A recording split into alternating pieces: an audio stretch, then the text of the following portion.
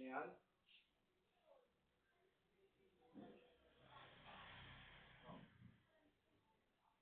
Gusto mo ba, me? Hindi mo ako nire-reply yun.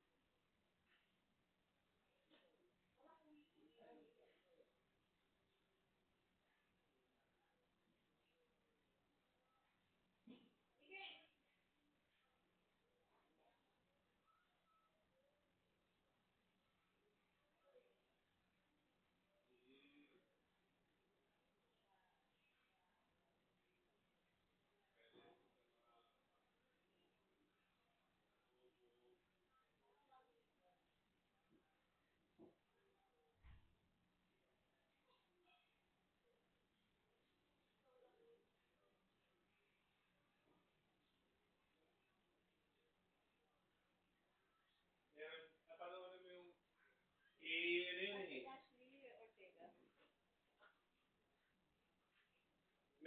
May show si Boy Abunda. At naka-model ako dun. Inaya lang ako nung isang classmate ko, si Angel Hopson, yung naging stylist.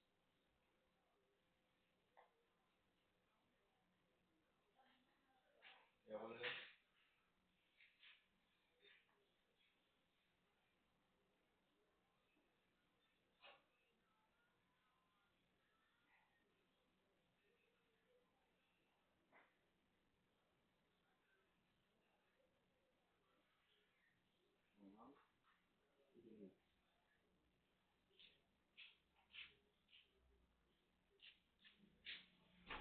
Gano'n kayo katagal sa Switzerland. Switzerland.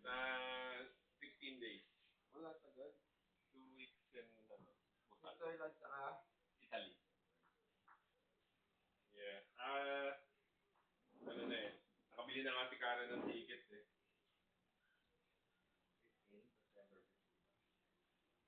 16. December 16. Tapos October 1. October 1 or 2.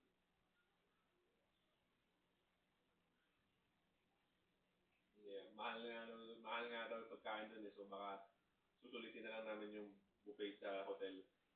Ano yung buffet? Oo. Ano yan, everyday? Everyday. Kung Breakfast. breakfast buffet. Kasi mahal McDonald's Happy Meal parang 2K. So, kung na. Kung ano man, merienda na lang talaga. Yeah. Breakfast nyo, doon kayo mag-heavy. Doon kami babawi sa breakfast.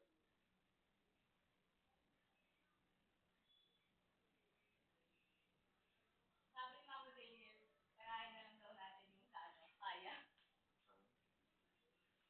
Yung yung...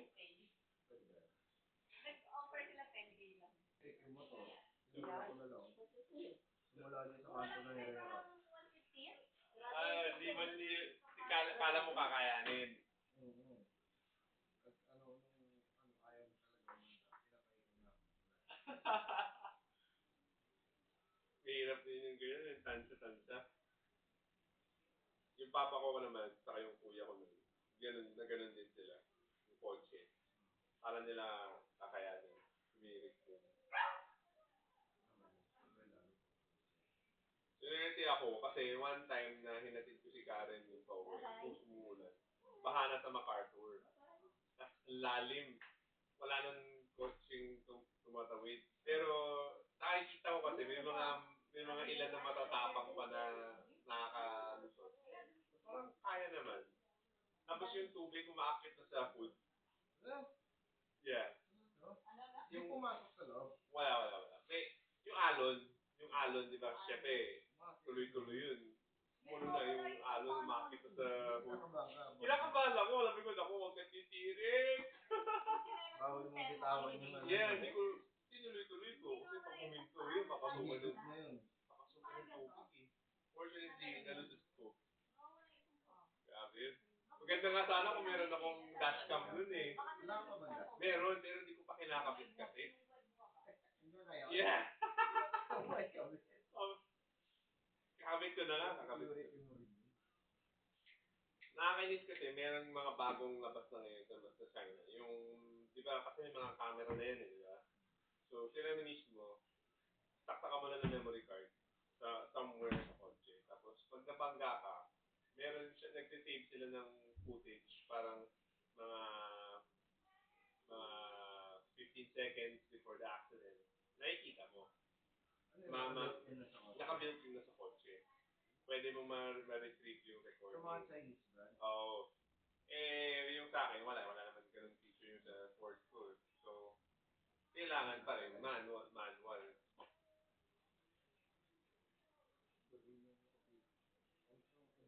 Oo, pag na-aksidente ka, siya na may recording na siya. 360 na rin eh, di ba? Kahit sa likod, makukuhanan nila yun.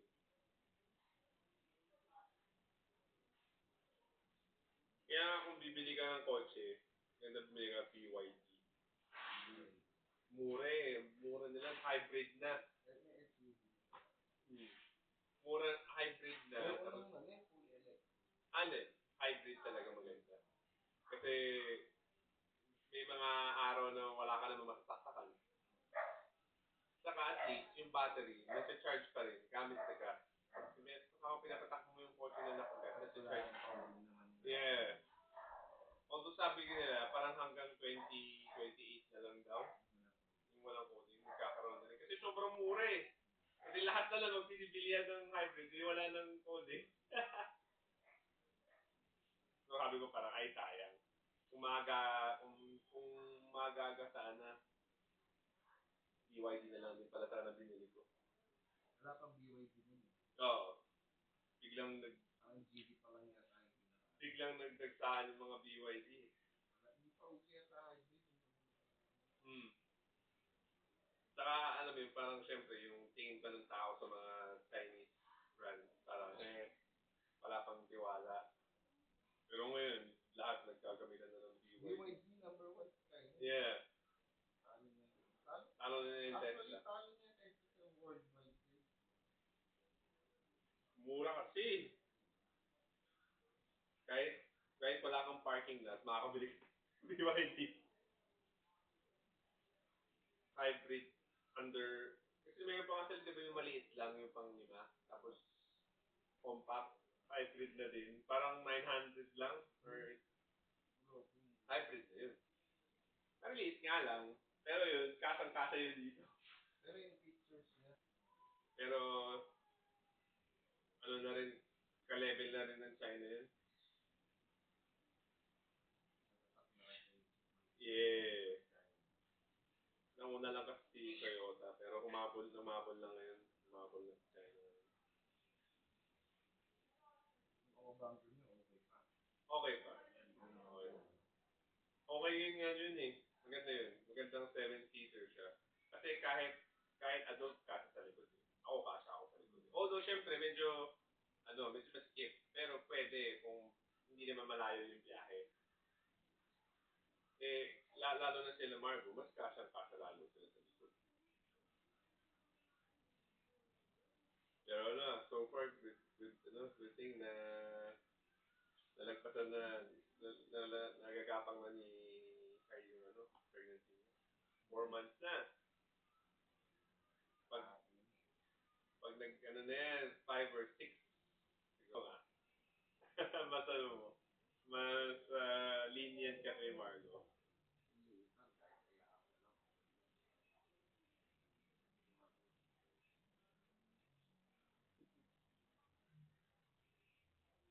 Kami naman siguro baka end of the year. Kaya namin end of the year. May mga gusto pang gawin si Karen eh. Gusto pa niya makapag-surf pa. Before matapos yung taon.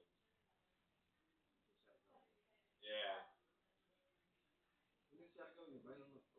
Yes. Oh. Ano yun? Feb.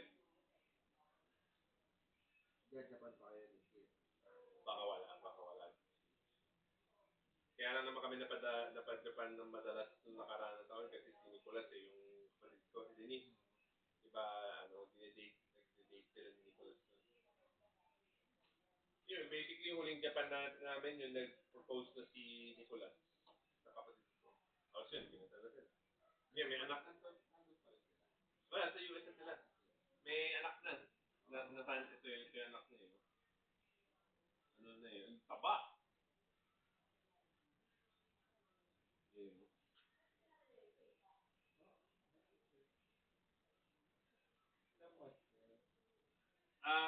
Pinanganak ng August. Ay, sorry, June.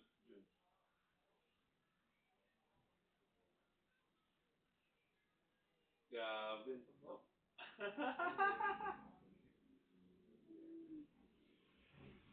Lusog. Saan sila sa US?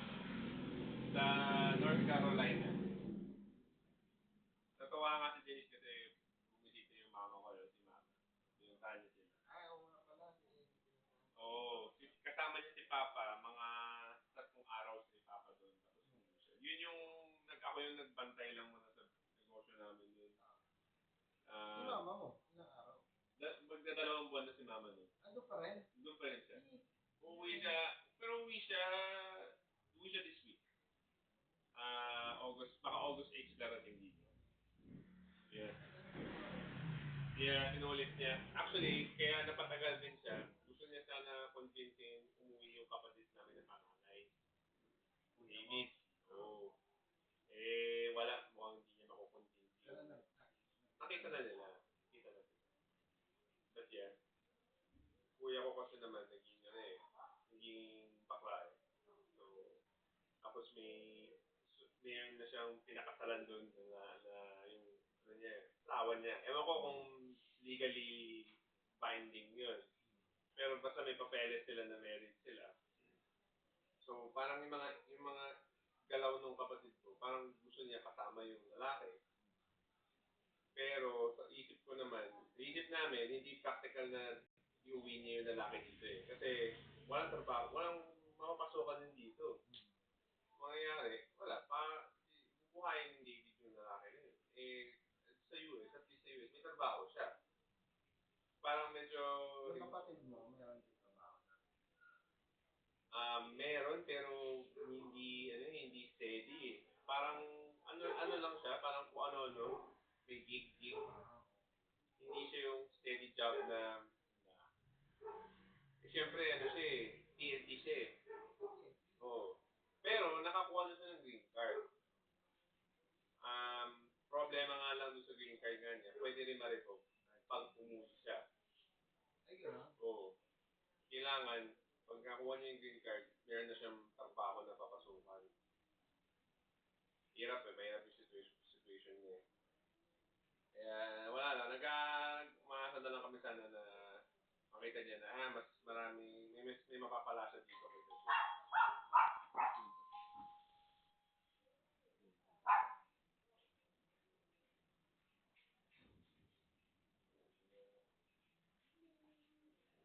Ay,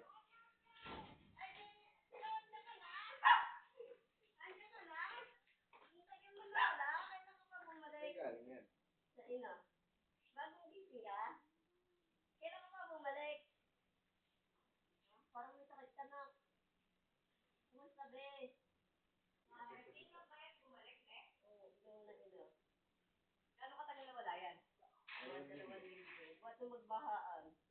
Ano siya nung baha doon? Sa nanay niya. Uy, saan ka nang galing? Ay, may bibigyan ako sa'yo, be. Yung mga pizza, yung candy. Sasakit daw yung ngipin niya. Sige, bibigyan mo pa candy. Sasakit daw yung ngipin niya. Hindi, bukas mo kainin. Huwag ngayon ha. Tapos, pag sumakit, mag-toothbrush ka. Hindi naman matamis to eh.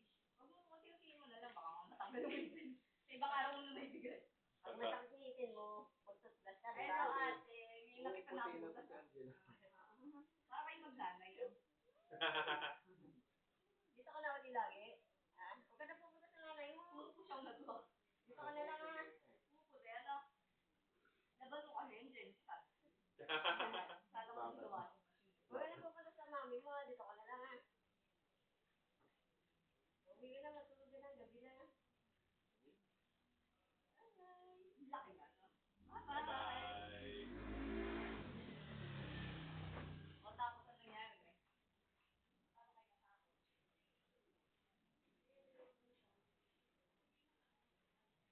Meron ka na ba, di ba nag-manage kayo ng mga pumupunta?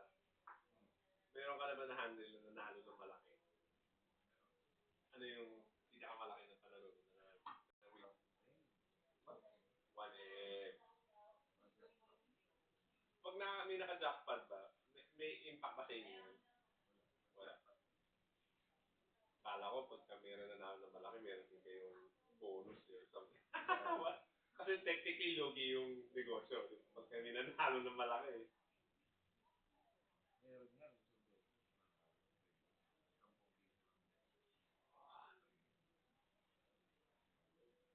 Kaya hindi kayo pinagpusta, no? Diba? Pwede naman. Pero wala naman wala rin yung control kung Alam natin na naman ang talo. lamang. So sa 100 na mga pumusta, minsan wala na.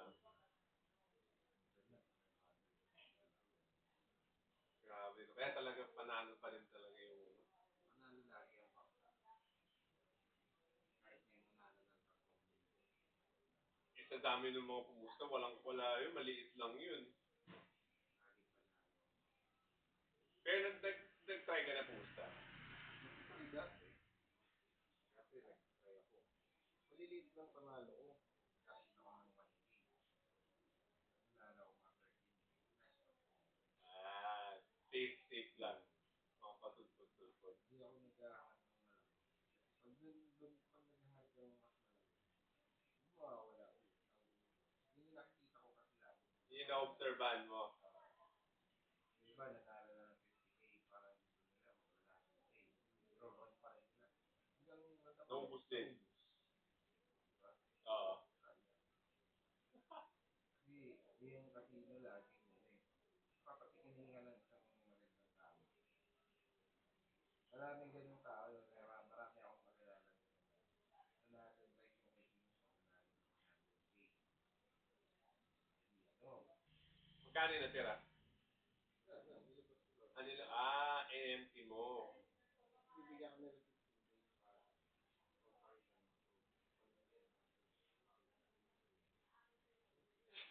Ano nilabas mo na within that 15 days? kahit yung 15 din nila. Alam ko hanggang ngayon hindi pa nila 40 na-accept na. Kasi ginagamit yung as money members. Oo. Hindi pa nila na-accept na talagang legit.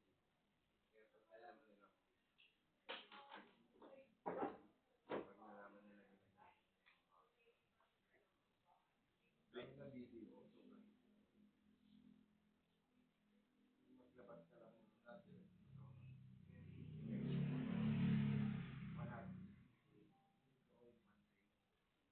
Tinawagan ka?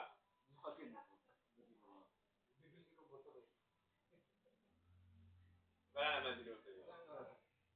Meron ka bang may crypto wallet ka ba?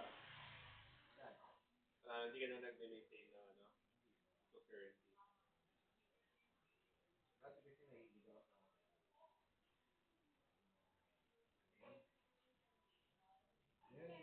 Yung nauso, yung may mga creatures ka, tapos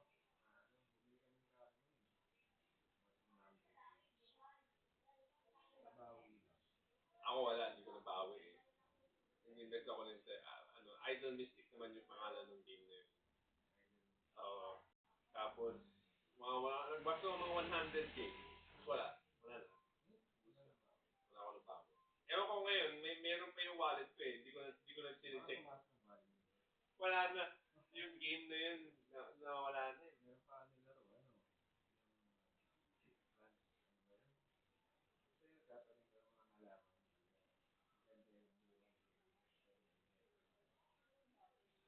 Yung kumita siguro mga 20K. Wala kayo lalabas na pera. Wala ka nilabas na pera? Wala kayo lalabas. Mag-aano ka lang ng halaman mo. Pag namunga, pwede mo ibenta or minsan walang value. So, wala. Tapos minsan, pagka namunga siya, may seed na kasama. So, magiging dalawa yung plant mo. Hindi mo ma-surveyan. Wala na, hindi mo na nilalaro yun? Wala na. Sayang. Yung mukha pa siyang lalaki.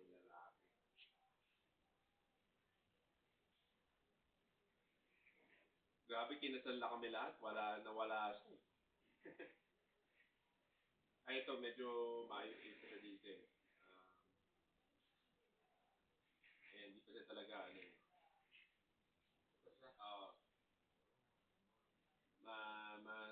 mukha pang disente. Pero alam mo lang ba din? Alam na namin. Pero, alam mo yun, siguro yung panahon na yun, in denial pa yung papa ko nun, yung parents namin. Hindi pa nila tanggap na baka bakla yung kuya ko. Yan, bakla pala siya.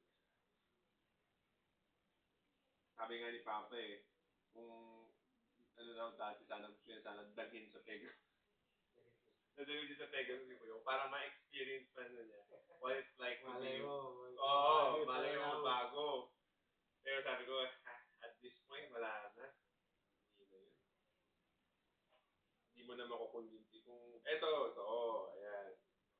yung kuya ko nun. Okay. Di ba? 35? Ah. Di ba? Lalaki pa si tsura niya eh. Finance din siya. Ito, isa pa.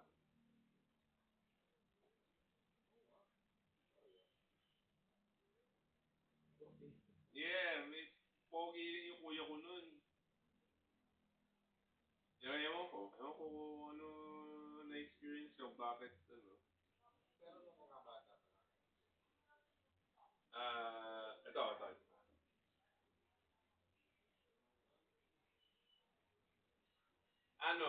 Nung bata ako, nagka-idea na ako, kasi isang araw, nakalagin yung Facebook niya sa laptop niya, at iniwan niya. Ako naman, wala lang, napatingin lang ako, tapos di ba, pag may nag-chat, minsan may lumalabas yung bubble, yung conversation. Napatingin lang ako, tapos nakita ko, yung kaibigan na dinadala niya sa amin na lalaki, parang yung conversation nila, medyo weird. Hindi siya yung usapang lalaki. Hindi tropa. Parang, intimate. Sabi ko, bro, ano to? Pero iniwan mo lang. Nakasabi ko kay La Papa, tapos doon siguro sumama ang loob ng kuya ko sa akin. Kaya kahit naman wala naman akong issue sa kuya ko. Pero feeling ko nga, dahil nga sa mga pinagdaanan namin, feeling ko, meron pa rin siyang resentment sa akin sa mga nangyari.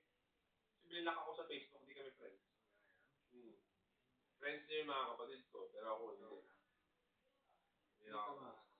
Yeah. Sa akin naman, parang, hindi ko naman siya, it's not like, bubuli ko siya, or ano, hindi ko ipipilit. Pero kung tinanong niya, kung ano yung opinion ko, malalaman niya. Nag-assume nyo lang siya na Basta, in-assume na lang niya na masama yung tingin ko sa kanya, hindi ko siya, hindi ko siya tanggap as kapatid. Gusto ko na nga siya umuwi para, alam mo yun, nakatulong siya sa negosyo namin. Kasi, right now, nagpipilit siya doon mag-save. Hindi naman niya kaya talaga tumayo mag-isa. So, kailangan pa rin niya yung tulong ng magulang namin. So ang nangyayari lang, nagiging pabigat siya. Imbis na umuwi na lang siya dito. Paano pabigat? Siyempre, sinusustentuhan siya, pinapadala siya ng suporta. Siyempre, yung sinasahod niya dun, kulang yun. Yun din yung isang reason kung feeling ko kung bakit siya hanggang ngayon, sila pa rin ni JP. Kasi alam ni JP na meron siya ditong connection sa Philippines na may pera. Kaya doon pa nung na-bring up pa yung possibility na babalik siya sa Philippines pero kasama yung lalaki. Sabi ko, nako, problema yan. Siyempre, siyempre magiging gusto ng kuya ko, mamigyan siya ng enough money para supportahan din yung guy. Ayaw naman nila Papa. Sabi nga ni Papa, sige, sige na, huwag ka na mag-date ng babae. Maging single ka na lang. Or kung gusto mo, mag-date ka or whatever. Pero, keep the business out of it. Bahala ka na kung ano yung gusto mo gawin behind closed doors. Yun. Right now, nakalutang lang yung possibility mo kung ano mangyayari anong gagawin ng kuya mo.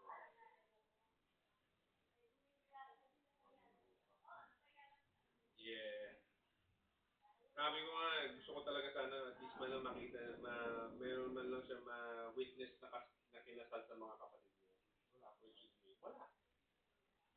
Yung kapatid ko si Dorothy, si Denise, until kami ni Kari, kinasal kami. Wala, hindi siya nakapunta. Hindi niya nakita. Sabi nga, pag tumagal pa to, iba na yung pagbalik niya, iba na yung buhay dito talaga. Baka kami siya wala dito. Siguro mga 4 years na.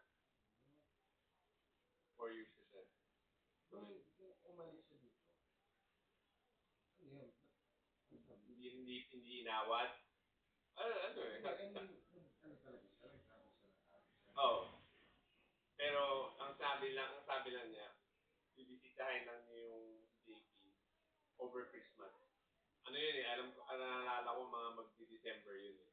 Sabi, ano lang, I'll just spend Christmas over there. Tapos babalik siya. Tapos hindi na. Like, extend na lang na extend, nag-expire na yun. Kaya na-TNT siya. Sabi nga ni Papa, hindi na bali, ma-blacklist ka. Wala ka naman mapapala dyan eh. That's just the US. Saan mo pa naman pwede puntahan yun. Di ba? So, hindi siya, parang sa perspective ni Papa, hindi kawalan yun. Kung umuwi ako tapos ma-blacklist siya.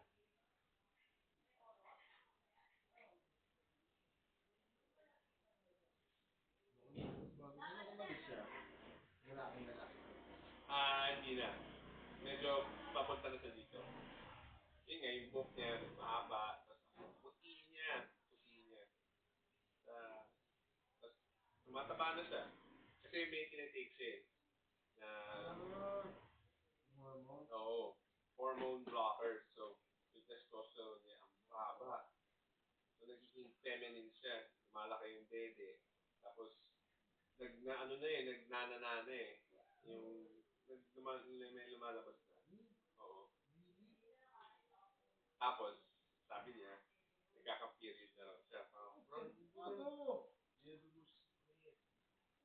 Sabi ko, pero hindi naman period yun eh. Damage na yun. May nasisira na sa tiyan mo, kaya tumatay ka na.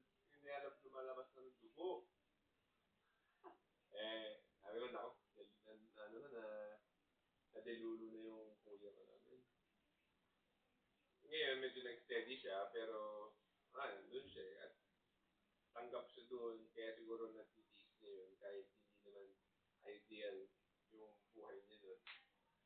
Kasi, yung asawa niya, sa yung pamilya naman ng asawa niya, okay na sa kanila, tanggap nila siya. Saka sinisisi niya na, isang reason din na ayaw niya bumalik. Kasi sabi niya, kinakayan-kayanan lang daw siya ng papa namin. Pero nakalimutan niya yung fact na kaya naman nagmukhang ganun. Kasi nauna siya sa amin nag-retire. Di ba lahat kami swimmers? Swimmers kami lahat. Nauna siya nag-decide na ayaw na mag-swimming. Uwi na ako. Nasa US kami. So umuwi yung sunod na balik namin sa US, nagpaiwan na siya. Siyempre, silang dalawa lang naman yung papa ko. Siya yung kakausapin lagi ng papa ko. Sila lagi yung mag-i-interact. So kaya tuloy na kala niya, pinag-iinitan siya ng papa namin. Kami yun na sa US eh. Dalawa lang sila naiwan. So obviously, kayo lagi yung mag-uusap. So, magmumukha talaga ganun. Parang pinag-iinitan ka.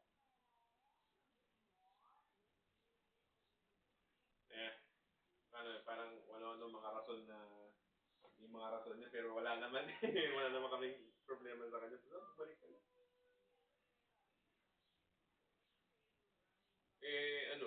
Na-operahan siya eh. Natanggal na yung gallbladder. Nasira na. Oo. Tapos yung binisita nga nila, pinilit nila magpa-check kasi yung enema, yung minama na, mamaga yung mga braso nila. Mahal ng hospital bill doon. Wala siyang health insurance. Hindi naman kasi siya legal doon eh. Nagpa-check up siya, tinanggalan siya ng tubig yata. Tapos 1.5 M.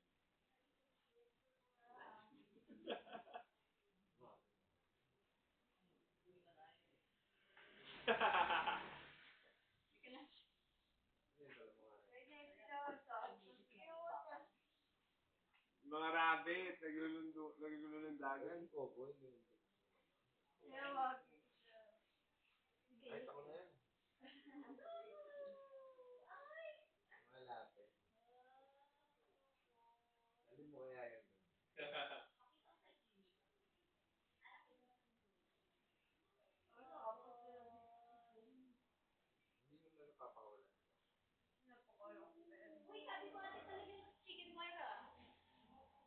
nakikita niya, nakikita sa CCTV, nakikita yung dito. Sabi ko, wala ba, nakita ko po taon sa tuloy. Nakakirabot mo yun.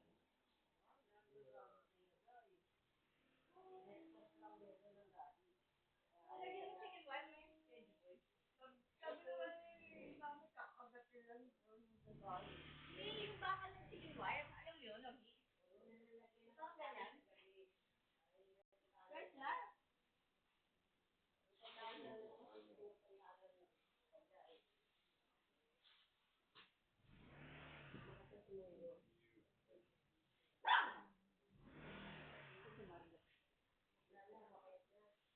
Bye-bye. Bye, guys. Bye-bye. Bye. Bye-bye. Actually, punta kayo one time. Sinigay sa amin. Kasi tinatanong ko gusto ko mag-swimming eh. Eh, punta tayo mga Daniel. Ay, punta kayo ngayon eh. Punta tayo next week. Gusto mo swimming? Punta tayo. This week, punta kayo. Tao kasi naman doon. This week, next week. Basta, message nyo lang. Message nyo lang.